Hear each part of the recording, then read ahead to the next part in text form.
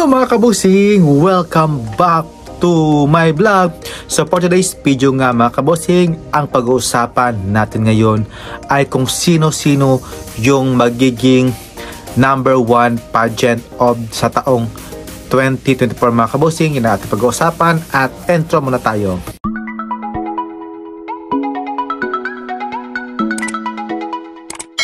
Hello mga kabusing! Welcome back to my vlog. Sa for today's video nga mga kabosing, ang pag-uusapan natin ngayon ay ang best pageant of the year mga, at syempre kung sino-sino yung mga naging Mr.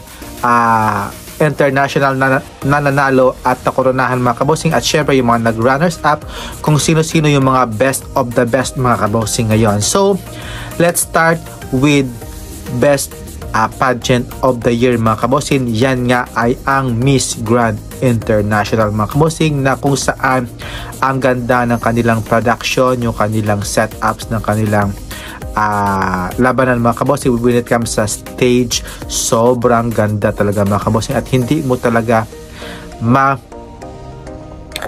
lalamangan mga kabosing when it comes sa kanilang mga contestant mga kabosing. Sobra talagang energetic, at yung kanilang stage sobra talagang ganda. At syempre yung Miss Universe din mga kabosing, na hindi rin nagpapatalo when it comes sa pagandahan ng kanilang beauties mga kabosing. At syempre yung Miss Earth naman, kung ano yung pinakita nila dati, at ganun pa rin talaga yung hinahanap nilang beauties mga kabosing, likes when it comes sa intelligence, body, and sexy mga kabosing.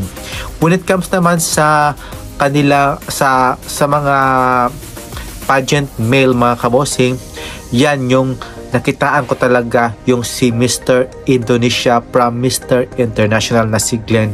Siya kasi yung nakitaan ko talaga na sobrang gwapo niya mga kabosing, at deserve niya talagang magkaroon ng title yung si Glenn ng Indonesia sa Mr. International, ng second runner-up mga kabosing.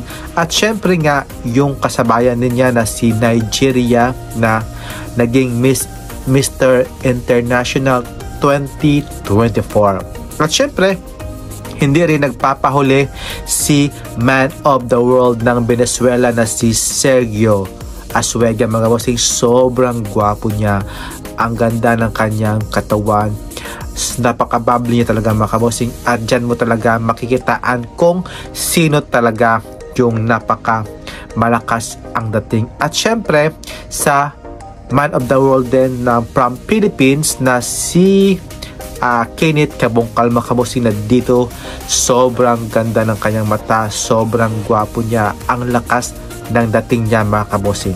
At syempre sa Mr. Global mga kabosing na si Dom Corilla ng Philippines, na sobrang napakaganda ng pinakita niya talaga nung coronation night sa Mr. Global, at sobra talagang deserve niya, at ang gwapo rin niya mga kabosing. Next naman from Mr. Supra National, yung si Philippines na si yung nag second runner up natin mga kabosing.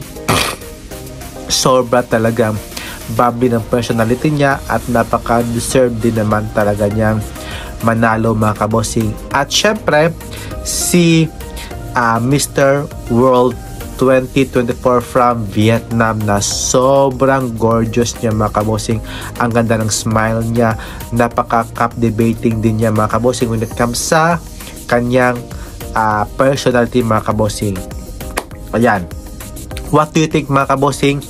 Sino-sino talaga yung mga na masasabi nyo talagang mas pageant of the year mga kabosing? Miss Universe ba, o ang Miss Grand, or ang Miss Earth mga kabosing? At syempre yung mga nakoronahan na ng Mr. mga kabosing, sino sa inyo yung mga mas bet nyo talagang magiging Man of the Year mga kabosing?